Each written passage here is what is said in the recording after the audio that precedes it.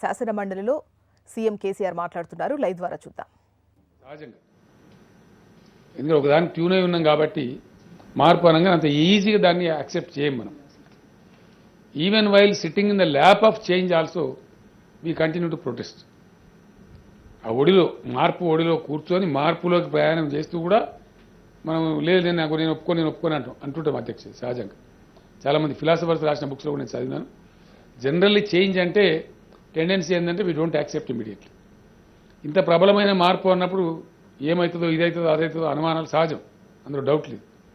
అట్లానే మార్పు కాబట్టి ఇది ఏమో ఇప్పుడు ఉన్న ప్రాక్టీస్ ఏదో నడుస్తుంది కదా, కొత్తది వస్తే ఇంకేందో అన్నట్టుగా ఒక రకమైనటువంటి ఇది కూడా ఉంటుంది. కానీ నేను ఒక్క మాట చెప్తున్నా రామచంద్రరావు గారు, జాగీర్దారులు, జమీందారులు, బడా భూస్వాములు, వేల ఎకరాల భూస్వాములు ఉన్నప్పుడు ఈ అనుభవదారు కాలం పెట్టినరు. అది ఆ రోజుకు రైట్, ఆ సమయానికి రైట్. ఎందుకంటే దాని పాపం కష్టపడి దున్ని ఈ జమీందారు లేకపోయినా జమీందారుకి ఏదో కౌలు కొలుస్తూ బతికిన వేల మంది లక్షల మంది రైతులు ఆ రోజు ఉండరు అధ్యక్ష. అది ఆ రోజు సినేరియో. ఈ జమీందారు వచ్చి వీనికి కాకుండా ఇంకోనికి అమ్మిపోతే పాపం వీడు ఇన్వాల్వ్ చేసేవాడు బేకార్ అయిపోతాడని వాళ్ళని ప్రొటెక్ట్ పెట్టారంటే అందుకే అధ్యక్ష రక్షిత కౌలుదారులు అని పేరు పెట్టి వాళ్ళని కాపాడే ప్రయత్నం చేశారు. రెండోది ఏమైందంటే అధ్యక్ష, ఇంతకుముందు పల్లారాజేశ్వరరెడ్డి గారు కూడా చెప్పారు, వాళ్ళ పక్క ఊర్లో ఉన్న ప్రొఫెసర్ ధర్మారెడ్డి గారు ఈ చేతి పాలన తీసుకుని ఒక మామూలు భూస్వామి కాదు అధ్యక్ష. ఇక ఆ స్వాములు పేరు పెట్టాలంటే ఇప్పుడు బంగ్లా స్వామి, కారు స్వామి బాగా పెట్టాలి. మరి ఇక కమ్యూనిస్ట్ వాళ్ళ ఉద్యమాలలో వాళ్ళ పరిభాషలో భూస్వామిని పెట్టిండ్రు. భూస్వామి అంటే పేద 100 ఎకరాలు ఉన్నాడు భూస్వామి, 3 ఒక ఎకరం ఉన్న గుంట ఉన్నా మరి భూస్వామి. భూమికి ఎవడైతే యజమానో స్వామి అయిపోతాడు. అట్లా మరి ఆయన మించి చాలా మంది స్వాములు ఉన్నారు బయట. ఆ స్వాముల గురించి చర్చ లేదు సమాజంలో. ఓని భూమి ఉంచుకునే శాపం అన్నట్టుగా భూస్వామిని స్టాంపు కొట్టి వాళ్ళని ఏదో పెద్దవాళ్ళని దుర్మార్గంగా చిత్రీకరించి సమాజానికి పిచ్చాలు వాటి పట్టుకొని దాన్ని క్యారీ ఓవర్ అవుతా ఉన్నాం అధ్యక్ష. But fact of the matter is a విధంగా భూమి తమరు కూడా వ్యవసాయదారే స్వయంగా భూమిని ఎట్లా కాపాడుతారో రైతులు ఎన్ని కష్టాలను కాపాడుతారో మనకు తెలుసు అధ్యక్ష. భూమి అమ్మరు అధ్యక్ష, చాలా కష్టం. మరి ఇక చచ్చిపోయినంత బాధపడతారు భూమి అమ్మాలంటే, మహా కష్టం అవుతుంది తప్ప భూమి అమ్ముతావురా ఎట్లా అమ్ముతావు ఇంకేం చేస్తావు తెల్లారి అని తిడతారు మన గ్రామాల్లో, మీకు తెలుసు. దాన్ని రొట్టె కడుక్కొని తిన్నట్టు బతకాలరా, రొట్టె తినేదు అన్న పద్ధతిలో చెప్తారు. ఒక పూట తిండి తక్కువ తినైనా సరే పిల్లలకు ఉండాలి ఒక ఆస్తి అని చెప్పి భూమిని కాపాడతారు అధ్యక్ష. దాన్ని ఎవ్వరు పడితే వారు అనుభవదారు కాలం మీద గద్దలాగా తనుకొని పోతా ఉన్నారు. ఈరోజు చాలా కష్టమవుతూ ఉంది. అనుభవదారు కాలం పెడితే ఏమవుతుందంటే 2 విషయాలను మేము స్పష్టంగా చెప్తా ఉన్నాం. కౌలుదారు విషయంలో మేము పట్టించుకోదలుచుకోలేదు. No, this is our party policy. ఇంతకుముందు కూడా శాసనసభలో పెద్ద చర్చ జరిగింది. I said it very clearly, abundantly, just before going elections. కౌలుదారు ఎందుకంటే రామచంద్ర గారు ఒక పాయింట్ ఇక్కడ చెప్పాల్సిన అక్కడ ఉంటుంది. సపోజ్ మీరే ఉన్నారు, మీకు భూమి ఉంది, మీరు ఒకరికి కౌలుకి ఇచ్చారు ఈ సంవత్సరం, ఏదో కారణం చేస్తే మీకు అనారోగ్యం ఉంది, సరే నాకు చాలా ఎందుకు ఇచ్చారు. నెక్స్ట్ పర్సన్ మీరే మంచిగా అయిపోతే మీ పని మీరు చేసుకుంటారు. ఆ తర్వాత మీరు వాళ్ళని మేము కౌలు మంచిగా ఇస్తాం 10,000 ఇస్తా సార్ అంటే ఇచ్చింది. ఇంకో పంటకి ఇంకో ఆయన సార్ నేను 12,000 ఇస్తారు, 2,000 ఎక్కువ వస్తాయి కాబట్టి ఇంకో ఆయనకి ఇస్తారు. ఆ తర్వాత ఒక ఆయన 14,000 వస్తాడు ఆయనకి ఇస్తారు, ఇంకో ఆయన 16,000 ఇస్తాను వస్తారు ఆయనకి ఇస్తారు. ఇట్లా మీరు ఇచ్చుకుంటూ పోతూనే ఉంటారు. మీరు ఎప్పుడు ఎవరికి ఇస్తారో మీ ఇష్టం. ఇది రాయడమే గవర్నమెంట్ పని అండి పొద్దాక. అది రైతుకు అది చేసే కౌలు చేసే ఆయనకి మధ్యలో వ్యవహారం తప్ప అక్కడ government has no role. As a matter of fact government has no business. జాగీర్లప్పుడు భూస్వాములప్పుడు రక్షిత కౌలుదారులు అది ఎగ్జాక్ట్ కరెక్ట్. ఆ రోజు కమ్యూనిస్ట్ పార్టీ పోరాటం చేసినాయి, చాలా మంది పోరాటం చేసిండ్రు, అభ్యుదయవాదులు పోరాటం చేసిండ్రు, సర్టిఫికేట్లు ఇచ్చిండ్రు, చట్టాలు తెచ్చిండ్రు. అది ఆ రోజు రైట్. ఉన్నదే 98% 10 ఎకరాల్లోపు రైతులుంటే వాళ్ళ మెడకు దూలం కట్టి అనుభవదారు కాలం పెట్టి దాన్ని రెవెన్యూ అధికారులు అరాకిరి చేసి ఆ చేతి పానీని ఇచ్చి ఇష్టం వచ్చినట్టు పానీలు ఇస్తే ఆయన ఇంజక్షన్ తెస్తే రైతు ఎట్టుకోవాలి సార్. ఇప్పుడు 98% రైతులు చిన్న రైతులు సన్నకారు రైతులు ఉంటే మరి వాళ్ళు ఎమ్మడికో వాళ్ళకు శని మెడ కట్టినట్టు కడితే వాళ్ళు ఎక్కడ పోవాలి ఇప్పుడు? ఇలా వాళ్ళేం భూమి ఉన్నందుకే వాళ్ళు శాపగ్రస్తులా? నేను ఒక మాట అంటే సార్ ఏమనుకోవద్దు దయచేసి, నేను వేరే ఉద్దేశం చెప్తలేను. కౌలుకి వేయటం అంటే ఏంటి సార్? కిరాయికి వేయటం. టెనెంట్ అంటే కిరాయిదారే literal meaning in Telugu. Banjara హిల్స్లో బంగ్లా కిరాయికి ఇస్తాం. ఎందుకు రాయాలి సార్ అనుభవదారు పేరు? ఒక్కొక్క ఆయన 10 కట్టి మల్టీ స్టోరీలు కట్టి ఐటీకి ఆఫీస్ స్పేస్ కింద కిరాయికి ఇస్తాడు. ఎందుకు ఇయ్యారండి? ఎందుకు రాయరు అక్కడ? ఇతర ఏ ప్రాపర్టీకి లేని అనుభవదారు కాలం ఒక భూ ప్రాపర్టీకి మాత్రం ఎందుకు రాస్తున్నాము? ఇది డెఫినెట్లీ వ్యవస్థలో వచ్చిన లోపం ఇది. ఈ నవీన వ్యవస్థలో ఈరోజు అవసరాలను బట్టి మనం తప్పకుండా దాన్ని మార్పులు చేర్పులు చేసుకోవాల్సిన అక్కడ ఉంటుంది. భూమి ఉండడమే శాపం అని రైతులు అనుకునే పరిస్థితి ఇప్పటిదాకా ఉంది సార్. ఈ రోజు దాకా ఉంది. చాలామంది మాట్లాడిందండి. చాలా చాలా ఇవాళ మనం మాట్లాడుతాం సార్, కొద్దిగా ముఖం తెలంగాణ. నేను ఒకరోజు సార్ ఉద్యమం నడిపే టైంలో బంజారా హిల్స్లో మా పార్టీ ఆఫీస్ ఉంటాడు కూర్చుంటే మహబూబ్ నుంచి వచ్చారు. ఒకరు మహబూబ్నగర్ నుంచి ఒక 25-30 మంది వచ్చారు. ఎందుకు వచ్చిందండి అంటే మేము ఇట్లా కూలి చేయడానికి వచ్చాం సార్, కాలం కాలే, ఏం చేయాలి మేము? ఇవి గీనే మా రెడ్డి, ఈయనకు 60 ఎకరం ఉన్నది, ఈయన కూడా మాతోనే వచ్చిండు. ఆయన కూడా కూలి చేస్తారంటే ఇక చేయనితలేము, మా మీద మొకద్దామని పెట్టుకున్నాం, ఆయన పని చేయకుండా నడుపుకుంటున్నాం. ఇది తెలంగాణ రైతాంగం ఎదుర్కొన్న బాధ అధ్యక్ష, దురవస్థ. 60 ఎకరం ఉన్న రైతు కూడా దిక్కులేక హైదరాబాద్ కూలీ పని చేయడానికి వచ్చి ఆటో నడిపిన పరిస్థితి కూడా మనం చూసినాం. 10 ఎకరాలు ఉన్న రైతు కంటే పాండాబా పెట్టుకున్న నయం రాని మాటలు కూడా విన్నాం గ్రామాలలో. అంతా బాధపడ్డారు. భూమి అధ్యక్ష అయ్యేలా మునుపు కొంతమంది చేతులలో ఉండేది. ఒకప్పుడు మా సొంత ఊర్లో భూమి పట్టదారులు ఎంతమంది అంటే 107 మంది ఉన్నారు అధ్యక్ష. ఇవాళ నేను లేటెస్ట్ అడిగితే 1470 మంది ఉన్నారు సార్. అంత డైల్యూట్ అయిపోయింది అనేక కారణాల వల్ల. పరిణామాలు మారినాయి, పరిస్థితులు మారినాయి. కొద్ది మంది వ్యక్తుల చేతుల్లో భూమి లేదు ఇవాళ. నేను మనవి చేస్తా ఉన్నదిగా ఇన్ని లక్షలని చెప్పి నేను అకౌంట్ ఇస్తా ఉన్నా. 60,90,000 పైచీలకు మంది పట్టదారులు ఉన్నట్టుగా మన దగ్గర రికార్డు ఉన్నాయి. ఒకనాడు 6,000 మంది భూస్వామి చేతులు ఉన్నాయి మొత్తం రాష్ట్రమే. Today that is not the scenario. కాబట్టి దయచేసి మేము ఏదో అనుభవదారు కాలం పెట్టద్దంటే మా ఉద్దేశం ఏంటంటే it is to protect the farmer. రైతు రక్షించబడాలి. ఇక కడమోళ్ళందరూ రక్షించబడాలి, రైతు మాత్రం జాబాలి. మేము దానికి వ్యతిరేకం అధ్యక్ష. మేము ఆశిస్తున్నదల్లా ఖచ్చితంగా రైతుకు కూడా రక్షణ ఉండాలి.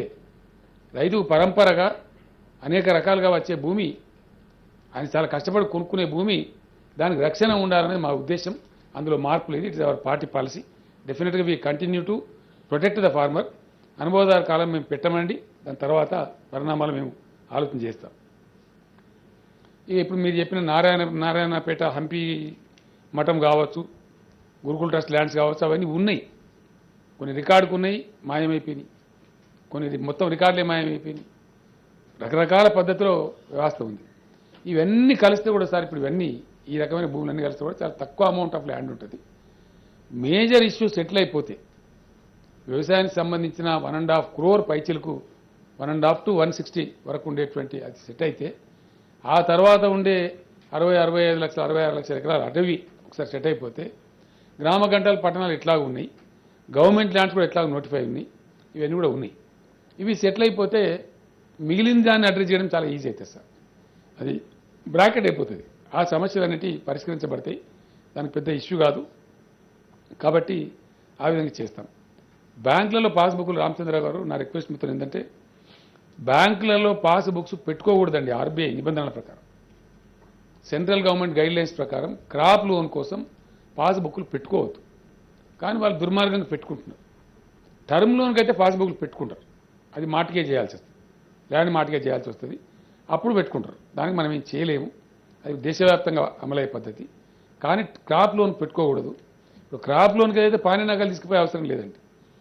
ఇది మనకు అర్థమైతే లేదు. మార్పులో వచ్చేటువంటి ఒక గుణాత్మకమైనటువంటి విశేషమైనటువంటి ప్రజలకు చాలా సులభతరంగా ఉండేటువంటి చక్కటి విధానం ఏంటంటే, ఈ వెబ్సైట్ వచ్చిన తర్వాత సార్ వస్తుంది, షార్ట్ పీరియడ్లో వస్తుంది. వచ్చిన తర్వాత పాస్బుక్ కూడా ఇర్రెలవెంట్ అవుతుంది sir. Even passbook also becomes irrelevant. అంత లైవ్ ఉంటుంది, అంత అప్డేటెడ్ ఉంటుంది. ఎప్పటికప్పుడు ఏ గంటకు ఆ గంట, ఏ నిమిషానికి ఆ నిమిషం అప్డేట్ అవుతుంది. అంత డైనమిక్గా ఉంటుంది. కంప్లీట్ పీపుల్స్ డొమైన్లో ఉంటుంది. అది ప్రతి ఒక్కరు చూసుకోవచ్చు. దాన్ని ఎవరన్నా ఓపెన్ చేసుకోవచ్చు, ఎవరన్నా చూసుకోవచ్చు, ఎవరన్నా డౌన్లోడ్ చేసుకోవచ్చు. కాబట్టి everything will be there. Entire format కూడా ఇవాళ రేపు పెద్ద పెద్ద కెపాసిటీ ఉన్నటువంటి స్మార్ట్ ఫోన్స్ వచ్చినాయి, కంప్యూటర్లు వచ్చినాయి. దానిలో కూడా డౌన్లోడ్ చేసి పెట్టుకోవచ్చు అధ్యక్ష. ఎవరిని అంత ఆసక్తి ఉన్న వాళ్ళు. ఒక ఎమ్మెల్యే గారు తన కాన్స్టిట్యున్సీ పెట్టుకోవచ్చు, ఒక ఎంపీపీ గారు తన మండలి పెట్టుకోవచ్చు, ఒక సర్పంచ్ గారు తన విలేజ్ రికార్డు మొత్తం పెట్టుకోవచ్చు. అట్లా డౌన్లోడ్ చేసి పెట్టుకోవచ్చు. డెఫినెట్గా ధరణి పోర్టల్ వచ్చిన తర్వాత ఈ ల్యాండ్ రికార్డ్స్ బ్రహ్మ పదార్థంలాగా ఉండవు, రహస్యంగా ఉండవు, టోటల్ పారదర్శకంగా ఉంటాయి, పబ్లిక్ డొమైన్లో ఉంటాయి. మల్టిపుల్ ఎంట్రీస్ జరిగి ఉంటాయి దానికి, మల్టిపుల్ అనేక చోట్ల ఆ రికార్డులు అందుబాటులో ఉంటాయి. కాబట్టి ఎవరు పడితే వారు అది ట్యాంపరింగ్ చేయడానికి వీలు కాదు. ఇంకా బాగా మన చీఫ్ సెక్రటరీ గారు స్వయంగా ఈ విషయాన్ని చూస్తూ ఉన్నారు. ఇంకా మంచి ఎక్సలెంట్ పోర్టల్ తెచ్చే ప్రయత్నాలు జరుగుతూ ఉన్నాయి. నేషనల్ లెవెల్లో, ఇంటర్నేషనల్ లెవెల్లో కూడా సాఫ్ట్వేర్ కంపెనీలన్నీ సంప్రదిస్తూ ఉన్నారు. 4 రోజులు ఆలస్యమైన మంచిది అని చెప్పిన నేను కూడా ధరణి పోర్టల్ ఒకసారి లాంచ్ అయిందంటే మనం బ్రహ్మాండంగా ముందరికి పోతాం. దానిలో జీవన్ రెడ్డి గారు ఒక మాట చెప్పినది కరెక్ట్ కాదు. ధరణి పోర్టల్ ఆల్రెడీ వస్తుంది. ధరణి పోర్టల్ వాజ్ నాట్ లాంచ్ అండి, సారీ, ఇంకా లాంచే కాలేదు. అది లాంచ్ కావాల్సిన అక్కరే ఉన్నది. ధరణి పోర్టల్ తెస్తామనే ఉద్దేశంతో పోయిన టర్మ్లో ఒక 2000 హార్డ్వేర్ అంటే కంప్యూటర్లు కొనిచ్చినాం. వాటిని ఎల్ఆర్ఈపీ దానిలో ఎంఆర్ఓ ఆఫీసులో వాడింది తప్ప ధరణి పోర్టల్ లాంచ్ కాలేదండి. ఈ ధరణి పోర్టల్ వాళ్ళకు ఇంట్రెస్ట్ లేదు కాబట్టి దీన్ని బదనాం చేయాలని కూడా కొంతమంది దుర్మార్గులు అట్లా ప్రచారం చేసినారు. కానీ Dharani portal has not been launch. ఇది లాంచ్ కావాలి. మంచి రోజున మనందరం కలిసి లాంచ్ చేద్దాం. ఎవరెవరి జిల్లాలో వాళ్ళందరం బ్రహ్మాండంగా చాలా అద్భుతంగా ఉంటుంది. కాబట్టి దానికి పెద్ద ఇబ్బంది ఉండదు. ఇంకో మాట కూడా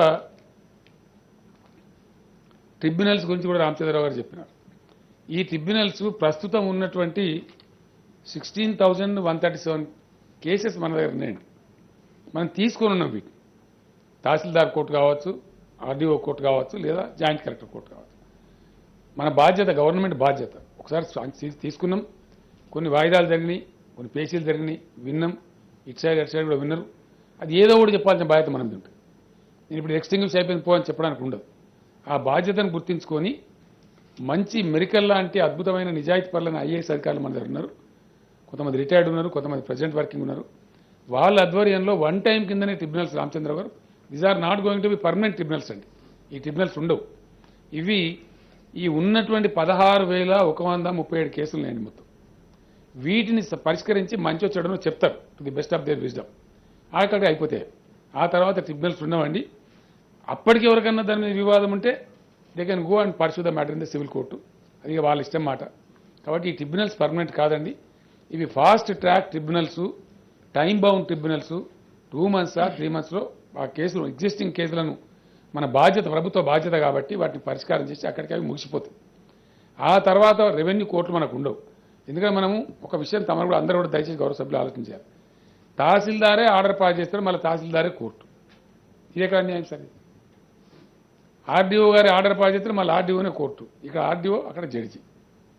ఇది కొంచెం రాంగ్ అనిపిస్తలేదు మనకు, అది అసహజంగా ఉంది. కాబట్టి ఇప్పుడు ఈ రికార్డు ఇంత పద్ధతిగా, ఇంత బ్యూటిఫుల్గా రిజిస్ట్రేషన్ కానీ, మ్యూటేషన్ కానీ, immediate with in minutes updation కానీ ఇంత డైనమిక్గా ఈ పోర్టల్లోకి వచ్చిన తర్వాత నాకు తెలిసి పెద్దగా వివాదాలు ఉంటాయని నేను అనుకుంటలేను. నాకున్న కనీస పరిజ్ఞానం మేరకు బియాండ్ దట్ ఉంటే కోర్టుకు పోమని చెప్తా ఉంది. Beyond that you please go.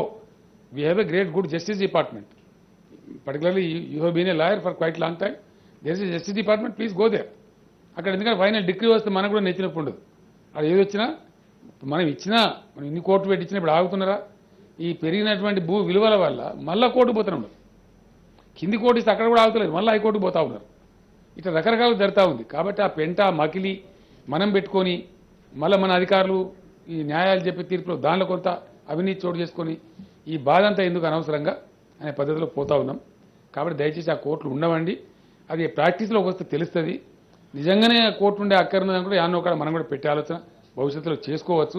ప్రజలు ఇబ్బందులు పడుతున్నాం అనుకుంటే. But to the best of my knowledge మేము చర్చ చేసిన దానిలో అనేక మంది రిటైర్డ్ ఐఏఎస్ అధికారులు, రెవెన్యూ ఎక్స్పర్ట్స్, రెవెన్యూలో పనిచేసిన వాళ్ళు, తలపండిన వాళ్ళు చాలా మందితో, కొన్ని వందల వేల మందితో చర్చలు జరిపినాం అనేక మాసాల పాటు. అందరూ కూడా చెప్పి ఇంత బాగా కనుక వస్తే తక్కువైద్దండి ఇబ్బంది అని కూడా చెప్పినారు. కాబట్టి ఇబ్బంది ఉండదు. ఈ ఫ్రీడమ్ ఫైటర్స్ పేరు మీద దందాలు జరిగినాయి మీకు తెలుసు. అన్ని దందాలే అవి. ఆ ఫ్రీడమ్ ఫైటర్స్ ఉన్నారో లేరో అంత గందరగోళంగా చేసినారు. జెన్యున్ వాళ్ళు ఉంటే, వాళ్ళకి ఇచ్చిన భూమి ఉంటే వాళ్ళని కాపాడదాం తప్పకుండా. వాళ్ళకి అన్యాయం జరగకుండా చూద్దాం. అది ఎక్కడికి పోదండి.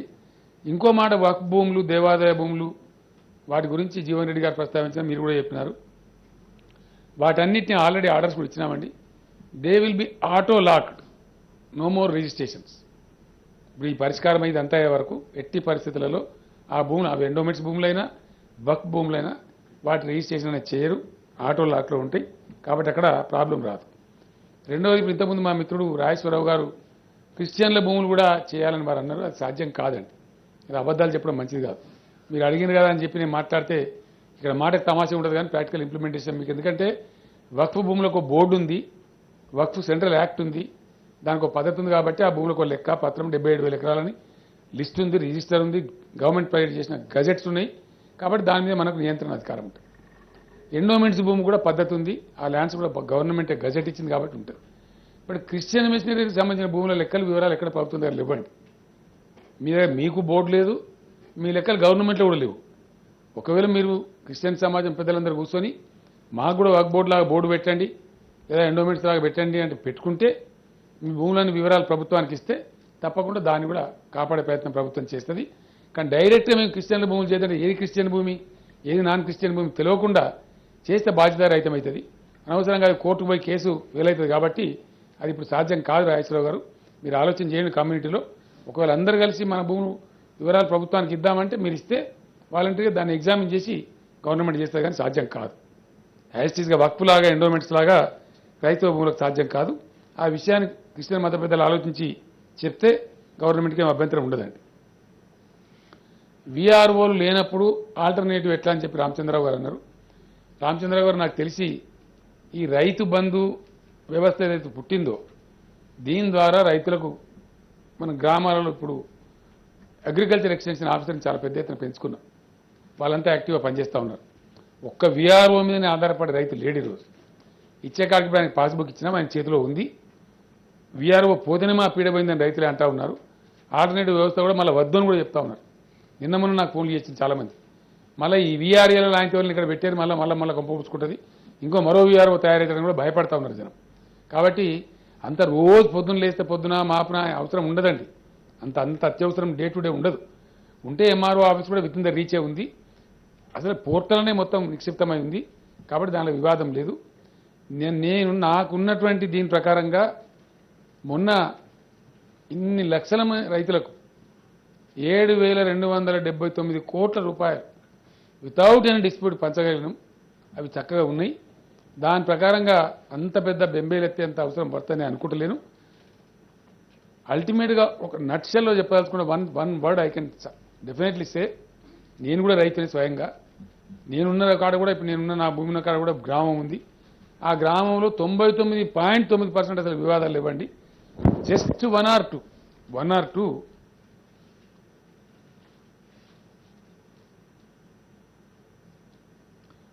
టూ ఇష్యూస్ ఉన్నాయి తప్ప 99.9% రైతులు కూడా హ్యాపీగా ఎవరి పని వాళ్ళు చేసుకుంటున్నారు. ఎవరి గెట్టు వాళ్ళకు ఉంది, ఎవరి కథ వాళ్ళకు ఉంది. ఫెన్సింగ్లు కూడా పడిపోయినాయి. ఒకరితో ఒకరు ఇంటర్వ్యూ కూడా అయితలేరు మునుపట్లాగా. కొద్దిమంది ఏదో కావాలని చెప్పి పెట్టుకునే వాళ్ళు ఉంటారు. విలేజర్స్కు ఇప్పుడు మీ సేవ అనే ఒకటి, దాని ద్వారా వివరాలు దొరుకుతాయి.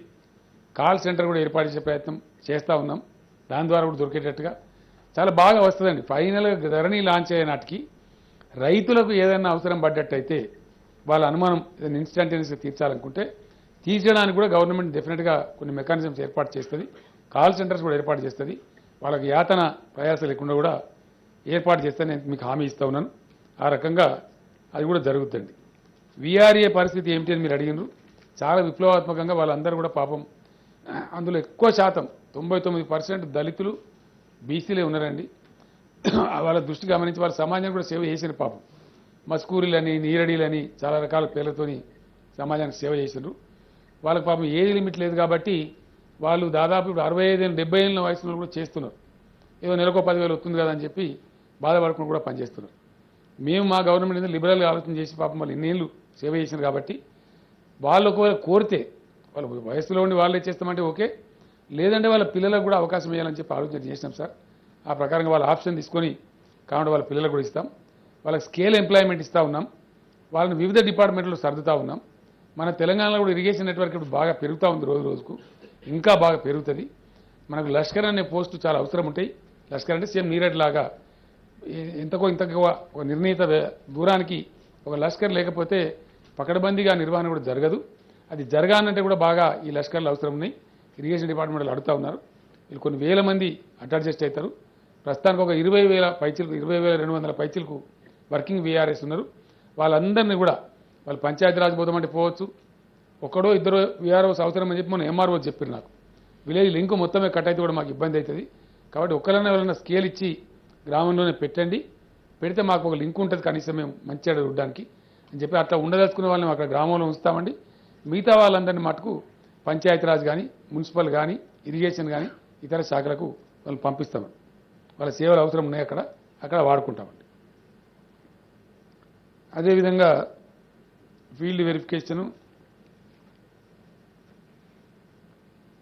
జీవన్ రెడ్డి గారు కొంతమంది పాస్బుక్లు రావాలన్నారు, పెండింగ్ విజ్ఞప్తులే అన్నారు. ఇక కొన్ని చెప్పారు వాళ్ళు. అధ్యక్ష, ఇంకో మాట కూడా చెప్పిండ్రు, రెవెన్యూని మీరే మెచ్చుకున్నారని. నేను నిన్న కూడా మెచ్చుకున్నాను సార్. కొత్త డెఫినెట్ నేను యాజ్ ఏ చీఫ్ మినిస్టర్గా I cannot blame my employees. తప్పకుండా మెచ్చుకున్న రోజు పొద్దున కష్టపడే వాళ్ళు ఎందుకు మెచ్చుకోమండి? తప్పు చేసిన వాళ్ళని తప్పు చేసినట్టున్నాం. డెఫినెట్గా విఆర్ఓ వ్యవస్థ మీద లేని అపవాదం వచ్చింది, భయంకరమైనటువంటి ఇబ్బంది జరుగుతుందని వచ్చింది. ఇలా మంచి గుణాలను తొలగిస్తే మమ్మల్ని ఎన్ని తిడతారు సార్ ఇలా జనం? ఇలా మమ్మల్ని అప్రిషియేట్ చేస్తాను అంటే ఎందుకు చేస్తాను? డెఫినెట్గా ప్రజలకు ఏదో రిలీఫ్ రావాల్సిన అక్కడే ఉండే కాబట్టి చేసినాం తప్ప మాకేదో దురుద్దేశం కాదు. వాళ్ళే కూడా ఉద్యోగాలు పోవాలని మేము కోరుకోలేదండి. వాళ్ళకు ఉద్యోగాలు ఉంటాయి, దానికి పెద్ద ఇబ్బంది లేదు, అడ్జస్ట్ చేస్తాం. మెచ్చుకున్నామంటే గ్యారంటీ మెచ్చుకున్నాం. మంచిగా పనిచేసే అధికారులను మెచ్చుకోకపోతే ఏం చేస్తామండి? రెవెన్యూ అధికారులను నేను మెచ్చుకున్నది ఎక్కడ అధ్యక్ష? కోవిడ్ అంటే కరోనా వచ్చిన సందర్భంలో వాళ్ళు కూడా మంచిగా కష్టపడి పనిచేస్తూ ఉన్నారని చెప్పి మెచ్చుకున్నామండి. తప్పకుండా అప్రిషియేట్ చేస్తాం కదా. ఎల్ఆర్యూపీ ఇదే పద్ధతి. నేను ఇంకో మాట చెప్తున్నాను, I can say with authority. ఇదే పద్ధతిలో మన పక్క రాష్ట్రం కర్ణాటకనో తమిళనాడో ఈ రెవెన్యూ రిఫార్మ్స్ తెద్దామంటే 2 ఏళ్ళకు కూడా తెలియరండి. It's impossible. ఎల్ఆర్యూపీ భూ రికార్డుల ప్రక్షాళన అయితే మేము ఏదైతే చేసినామో అది జరిగింది కాబట్టి ఇలా మేము పోగలుగుతున్నాం సార్. అది జరిగింది కాబట్టి రైతు బంద్ చేయగలుగుతున్నాం. అది లేకపోతే పీపీ పాస్బుక్లు ఇష్యూ కావు. ఇలా మేము దాదాపు 60 లక్షల పాస్బుక్లు ఇచ్చినామంటే ఎక్కడి నుంచి ఇచ్చినాం సార్? అవి డెఫినెట్లీ ఎవరి భూమి ఏందో గత సంవత్సరంన్నర కాలంగా 2 సంవత్సరాల కాలంగా రెవెన్యూ సిబ్బంది తేల్చింది కాబట్టి అందులో కొన్ని ఉండవచ్చు మిస్టేక్స్, కానీ by and large they are proving to be right. They are proving to be right because the money has been sent to them through electronically. మనుషులు ఇయ్యలేదు సార్ అక్కడ, not a description power. Agriculture ఆఫీసరో మరొక ఆఫీసరో ఇయ్యలే, అది through electronically పంపినాం. Basing on the PPB record, పట్టాదార్ పాస్బుక్ రికార్డు చూసుకొని ఇక్కడ we have sent the money through electronical means. It has successfully reached the farmer and all the farmers received. There is no gadbad at all. Henceforth we are believing that this record is perfect, right? అందులో చిన్న అవకతవకలు ఉండొచ్చు కాక, కొన్ని changes ఉండొచ్చు కాక, భూమి దాంట్లో తక్కువ రాసి ఉండొచ్చు, ఎక్కువ మీద కబ్జా ఉండొచ్చు, భూమి ఎక్కువ రాసి ఉండొచ్చు, తక్కువ మీద కబ్జా ఉండొచ్చు. అట్లాంటి చిన్న ఉంటే వీటన్నిటి కూడా ఆన్సర్ ఏంటంటే సర్వే సార్. ఫైనల్గా సర్వేలోనే ఆన్సర్ దొరుకుతుంది తప్ప ఇప్పటికిప్పుడు మనం ఏం చేయలేం. కాబట్టి అది అంత పెద్ద ఇబ్బంది పడాల్సిన అవసరం లేదు. ఆ రకంగా I think I almost answered sir. ఇప్పుడు కాటేపల్లి జనార్దన్ రెడ్డి గారు కూడా చెప్పినారు, చాలా చిత్ర విచిత్రాలు జరిగినాయి. జనార్దన్ రెడ్డి గారు మీరు చెప్పిన దానికి ఇంత ఎక్కువ కూడా జరిగినాయి. ఇంకా మీరు 2 చెప్పినారు. ఒక పుణ్యాత్ముడు అయితే 5గురికి అమ్మిపెట్టు, తమ్ముడు ఓనికి అన్నోనికి అమ్మిడని మీరు చెప్పినారు. తమ్ముడు అన్న కాదు, దాన్ని చెప్తే అసలు చాలా గందరగోళంగా ఉంది. అది కూడా పోవానంటే, ఈ బాధ ప్రజలకు పోవానంటే this is the only way. వీళ్ళకు కూడా ఇప్పుడు మరూన్ కలర్ పాస్బుక్ వస్తుంది. ఇప్పుడు ఎటువంటి అటు అమ్మడానికి ఉండదు. ఎందుకంటే సార్ ఆటో లాక్ సిస్టమ్ పెడతా ఉన్నాం. ఆల్రెడీ ఎగ్జిస్టింగ్ ఒకసారి రిజిస్ట్రేషన్ అయింది, మళ్ళీ రిజిస్ట్రేషన్ కంప్యూటర్ తీసుకొస్తారు, రిజెక్ట్ చేసేస్తుంది. అట్లాంటి సాఫ్ట్వేర్ ఇప్పుడు వస్తుంది. ఈ డబల్ రిజిస్ట్రేషన్ చేయడం కానీ, ప్రాక్సీ చేయడం కానీ, పిచ్చి చేయడం కానీ లేకుండా ఉండాలనే. ఎందుకంటే పాపం ఉద్యోగస్తులు ఒకసారి నా దగ్గరికి వచ్చింది సార్, ఇంకా కూడా కొన్ని ఉన్నాయి సార్. ఒక 2-3 అనుభవాలు చెప్పి నేను ముగిస్తాను. ఒక దగ్గర పాపం మిత్రులు ఎంత వాళ్ళు పనిచేస్తారు, ఈ మన మియాపూర్ దగ్గర ప్రైవేట్ ఇండస్ట్రీస్లో పనిచేస్తారు సార్. అన్ని మన అప్పుడు ఆంధ్రప్రదేశ్ ఉండే, నేను ఉద్యమం నడుపుతా ఉన్నా. అన్ని ప్రాంతాల వాళ్ళు ఉన్నారు, గుంటూరు నుంచి ఉన్నారు, అక్కడి నుంచి ఉన్నారు, ఇక్కడ నుంచి అంటున్నారు. అంతా కూడా పాపం వాళ్ళు పైసా నోరు కట్టుకొని కాపాడి జమ చేసుకున్న డబ్బులు, జీవితం అంతా జమ చేసుకున్న డబ్బులు ఎవడో గిట్టిన లేఅవుట్ పెడితే కొనుక్కున్నారు. పాపం ఇల్లు కట్టుకోవాలి. ఫైన్ మార్నింగ్ ఈయన పోయిండు కోల్చిండు, ఇది గవర్నమెంట్ ల్యాండ్ అని పెట్టేసాడు. ఎక్కడ పోవాలి మేమనే వచ్చింది. నేను అప్పుడున్న రెవెన్యూ మంత్రి గారికి వాళ్ళకి మాట్లాడారు, వాళ్ళని తీయకుండా పాపం డబ్బు పెట్టుకున్నారు కదా, వాళ్ళ దగ్గర కూడా అన్ని ఉన్నాయి, ఆధారాలన్నీ వాళ్ళు కొన్నట్టుగా కబ్జా పెట్టలేదు, వాళ్ళు గుడిసెలేసుకోలేదు అని చెప్తే ఆపిండ్రు. ఆ తర్వాత సరే చాలా రోజులకు పరిష్కారం చేశారు. నేనేమంటున్నాను, ఇప్పుడు ఆయన ఉంటాడు ఇక్కడనే సార్ చేవెళ్ళ దగ్గర, మొత్తం లంబాడా సోదరు, గిరిజన సోదరు 270 కుటుంబాలు వాళ్ళు బతుకుతున్నారు. దాంట్లో 60-70 ఏళ్ళ నుంచి కాస్ట్ చేసుకొని బతుకుతుంది. ఫైన్ మార్నింగ్ పోయిన సర్వే చేసిన ఇది వక్ఫ్ ల్యాండ్ అని చెప్పేసి, వక్ఫ్ ఇస్ సెంట్రల్ యాక్ట్. ఏం చేయాలి ఇప్పుడు? లంబడోళ్ళు ఎటు పోవాలా? ఇట్లా ఎన్నో ఎన్నో అనామలీస్ ఉన్నాయి. అసైన్ ల్యాండ్స్ కూడా కొన్ని పంచాయతీలు ఉన్నాయి, ఎండోమెంట్ ల్యాండ్స్ కూడా పంచాయతీలు ఉన్నాయి. ఇవన్నీ పోవాలంటే టోటల్ ఒకసారి సమగ్ర సర్వే జరిగి దానికి నిర్ధారణ అయితే సర్టిఫికెట్లు కూడా పిచ్చి పిచ్చి ఇవ్వబడవు. నిన్న కాంగ్రెస్ మిత్రులు అడిగినారు, భూములు వాస్తే ఇంకా భూములు వాంచేది ఎక్కడండి, వీళ్ళు అని కాంగ్రెస్ పార్టీలో పనిచేసిండ్రు. ఇంకేనే సార్ భూములు పంచులు అంటే ఇక మామూలుగా వంచలే, వీళ్ళు ఉండేది 10 ఎకరాలు అయితే 100 మందికి ఇచ్చిన సర్టిఫికెట్లు. ఇప్పుడు సార్ రైట్ నౌ తమరు జిల్లాలో మఠంపల్లిలో ఏం జరుగుతుందో తమరు తెలుసు. కంబాలపల్లి కూడా ఆడ ఉన్నది 7,000 14,000 సర్టిఫికెట్లు ఇచ్చారు, పాస్బుక్లు ఇచ్చారు. 7,000 14,000 ఎలక్షన్ వస్తుందంటే అయిపోయి మేళా పెట్టాలి, పంచాలి, ఆ 85,000 ఓటేయాలి. ఇట్లా జరిగింది సార్ గతంలో ఈ తతంగం అంతా. ఈ పుణ్యం కట్టుకునే కూడా ప్రజలకు అందరికీ తెలుసు. సర్టిఫికేట్ ఇచ్చిన భూమి చూపెట్టలే, భూమి లేదు. వేరే కాడ చూపితే గుట్టలు రాళ్ళు ఉన్నాయి. ఇప్పుడు నేను వ్యవసాయం చేసి కానీ నా పక్కకే ఉంది సార్ 360 ఎకరాలు, బోలెడు మంది సర్టిఫికేట్లు ఇచ్చారు అని గుట్టలు రాళ్ళు ఉన్నాయి. దాని వ్యవసాయానికి అనుకూలమైన భూమి 50-100 ఎకరాలు కూడా లేదు. ఇట్లాంటి అనేకమైన అశాస్త్రీయమైన అన్సైంటిఫిక్ అప్రోచ్లో పంచుకుంటూ పోయినా పంచిందంతా కూడా కొంచెం ఇబ్బందికరంగా ఉంది. అవి కూడా పరిష్కారం కావాలి. అవి పరిష్కారం ఎట్లా? త్రూ సర్వేనే ఒక మార్గం. ఆ పంచబడ్డ భూములు ఏవి, వాటి లెక్కలు ఉన్నాయి మన దగ్గర, మంచో చెడను. వాటికి ఏంది, వాటికి కూడా అంటే బిటాయించుకోకపోతే కొంతమంది మిగులుతారు సార్. అది కొంతమందికి కలిసి కూడా రావచ్చు. ఎక్కువ జాగా కబ్జా ఉంటే మిగిలితే మళ్ళీ కొంతమంది కొత్తలోకి ఇవ్వచ్చు. ఇది సర్వే జరిగితే తప్ప తేలే సార్ ఈ చిన్న చిన్న సమస్యలన్నీ. కాబట్టి దీనికి డెఫినెట్గా ఆ పద్ధతిలోనే వచ్చేటువంటి ఆస్కారం ఉంటుంది. ఈ అసైన్డ్ ల్యాండ్స్ అమ్మకాలు అది మనం ఒక వ్యూ తీసుకోవాల్సి వస్తుంది. నర్సిరెడ్డి గారు, ఇప్పుడు కొన్న రైతు కూడా పేదవాడు అయినప్పటికీ మనం ఎటువంటి చేస్తే మనమే కేసులు పెడుతున్నాం, పిఓటి కేసులు అని చెప్పి, ప్రొహిబిషన్ ఆఫ్ ట్రాన్స్ఫర్ అని. అంత ఈజీగా చేయలేం. బట్ సానుభూతితో మనం పరిశీలన చేద్దాం. ఫైనల్ చేసేటప్పుడు, అకౌంట్ ఫర్ చేసేటప్పుడు ఇవి ఎట్లా మన దృష్టికి వస్తాయి. కాబట్టి దాన్ని మనం చేసేటువంటి ఆస్కారం ఉంటుంది. అదేవిధంగా ధరణిలో ఎక్కించాలంటే ఎన్ఆర్ఐలకు ఆధార్ కార్డు ఉండదని చెప్పి జనార్దన్ రెడ్డి గారు చెప్పి చాలా జెన్యున్ కన్సర్న్ సార్. అది 100% అగ్రి. ఎన్ఆర్ఐల యొక్క భూమి కనుక ఉంటే ఒక ఆధారే కాకుండా ఇంకా వేరే ఏదైనా వాళ్ళ యొక్క రుజువు పత్రం తీసుకొని వాళ్ళకి రక్షణ కల్పించే బాధ్యత పూర్తిగా తీసుకుంటాం.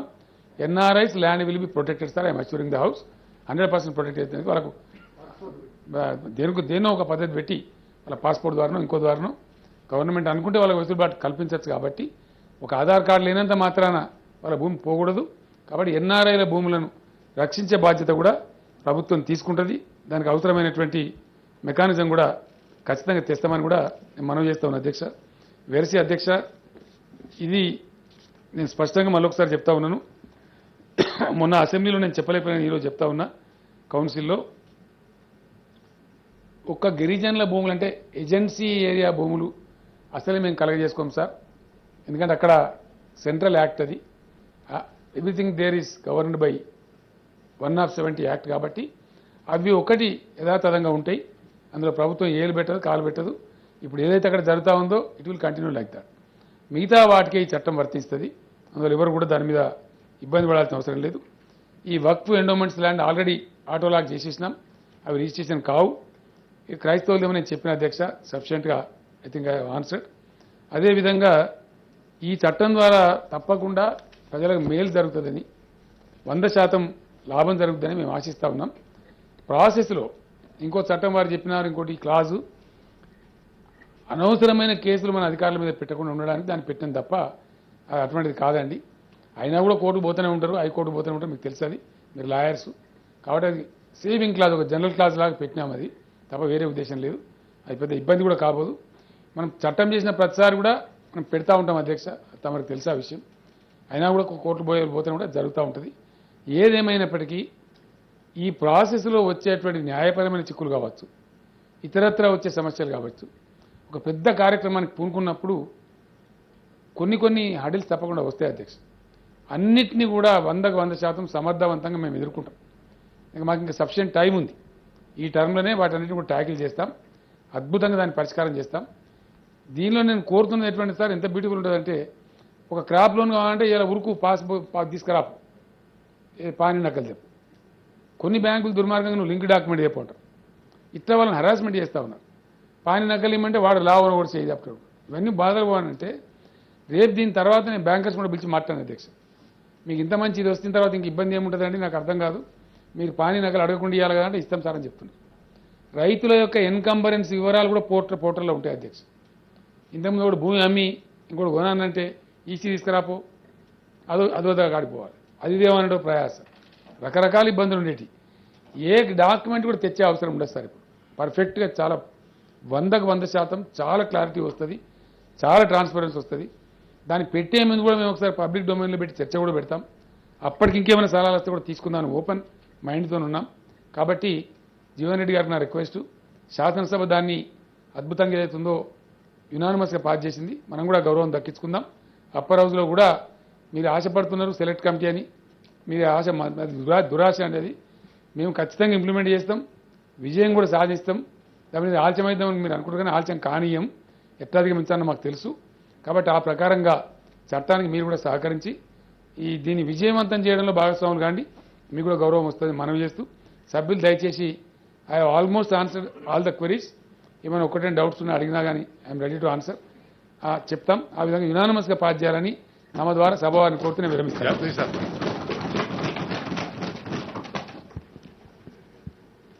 ये जो बिल जो लाए हैं सर, इसको हम वो जो वेलकम करते हैं और टोटली सपोर्ट करते हैं.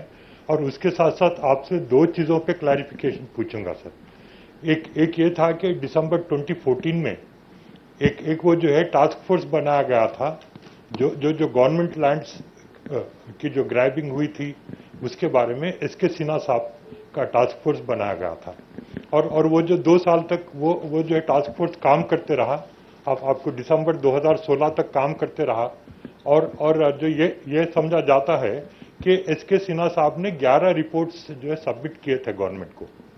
और इसमें यह है सर कि गवर्नमेंट लैंड्स है, जैसा मियाँपुर का लैंड स्कैम था, उसी तरीके से बड़े बड़े जो है ये लैंड स्कैम्स हुए थे.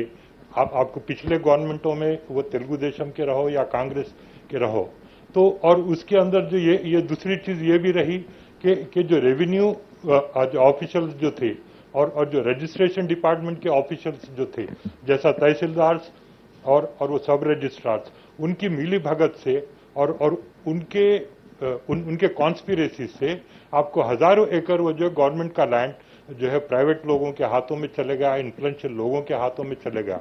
तो ये एसके सिन्हा साहब के जो रिपोर्टें हैं उसके ऊपर जो है कुछ एक्शन हुआ है, क्या एक्शन हुआ है, एक वो चीज़ है सर. और एक दूसरी चीज़ ये था साहब कि जो है आपको पिछले ये तेलंगाना बनने के बाद 3 हाउस कमिटीज़ जो तश्कील जो दिए गए थे वो जॉइंट हाउस कमिटीज़ थे. आपको काउंसिल और असेंबली के मेंबर्स उसके अंदर थे.